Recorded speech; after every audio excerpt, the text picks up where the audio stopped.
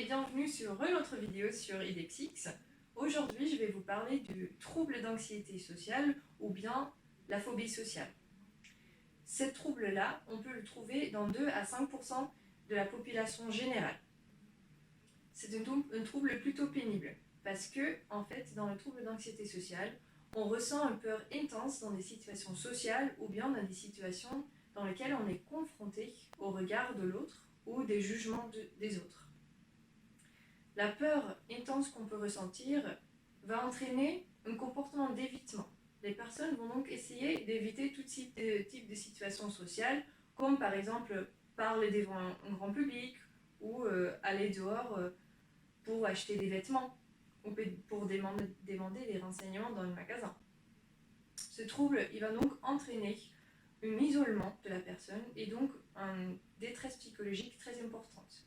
Cette détresse, on peut aussi le retrouver dans des difficultés professionnelles par rapport à donc des situations sociales dans la vie professionnelle.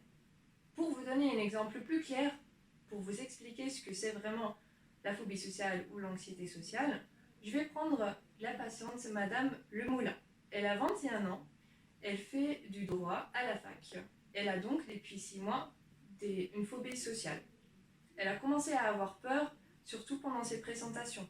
Quand elle était à la fac, maintenant, elle appelle la fac pour dire qu'elle est malade, pour ne pas faire des présentations.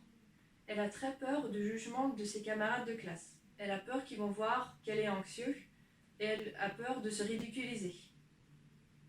Ensuite, ce qu'elle fait aussi, c'est qu'elle évite tout type d'activités sociales, comme par exemple aller prendre un verre avec des amis dans une bar, parce qu'elle a peur que les autres vont la trouver moche ou qu'ils vont pas bien l'aimer.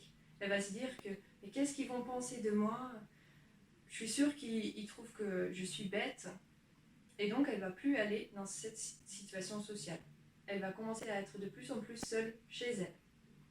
Donc qu'est-ce qu'on peut faire pour aider une personne qui a un trouble d'anxiété sociale ? Elle peut aller faire des thérapies cognitivo-comportementales. Qu'est-ce qu'on fait avec une personne qui donc souffre de phobie sociale ? C'est qu'on va travailler sur cette anxiété et on va travailler sur le comportement d'évitement. On va demander à la personne d'aller dans des situations sociales qui lui font peur, donc par exemple demander des renseignements dans le magasin pour s'exposer à cette situation. Au début, elle va avoir encore plus peur parce qu'elle ne l'a pas fait depuis quelques temps. Mais finalement, l'anxiété va diminuer. À côté, on va aussi travailler les pensées qu'ils peuvent avoir qui leur rendent anxieux.